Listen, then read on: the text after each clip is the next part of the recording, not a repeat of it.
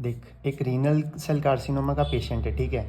उसका ट्यूमर का साइज़ दे रखा है 11 सेंटीमीटर, और when, adrenal gland, lymph node का कुछ इन्वॉल्वमेंट नहीं है, और गैरोटास फेशिया भी इंटैक्ट है। तो अब स्टेज पूछ ली तो कौन सी होगी।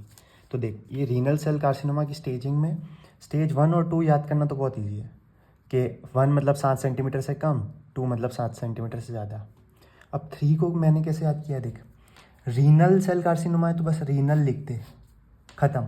तो रीनल, री इज़ नल, मतलब 3, grade 3 is null.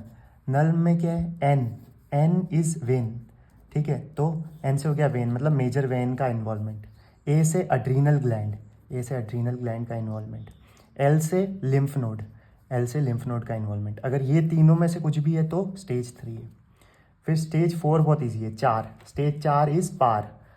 Stage 4 is पार, पार किसके पार, जो किडनी का फेशिया, गेरोटास फेशिया, उसके पार। मतलब अगर ट्यूमर बियॉन्ड गेरोटास फेशिया चला जाए, अभी तक फेशिया इन्वॉल्व नहीं था। या फिर ऐसे भी याद कर सकते हो कि 4, एफ से फेशिया, फेशिया को इन्वॉल्व कर लेगा 4th। तो इस क्वेश्चन में क्या था कि 11 सेंटीमीटर का था, मतलब 7 सेंटीमीटर से कम, 7 सेंटीमीटर से ज़्यादा, तो मतलब स्टेज 2 में अभी तक।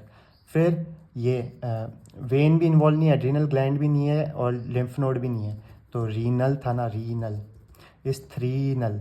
तो ग्रेड 3 में वेन और क्या बोलते हैं अपनी एड्रिनल ग्लैंड और लिम्फ नोड, इसका इन्वॉल्वमेंट होना चाहिए था, तो ये ग्रेड 3 नहीं है। और इसमें फेशिया भी इंटैक्ट नहीं है, तो 4 भी नहीं है, तो ये ग्रेड 2 हो गया, स्टेज 2।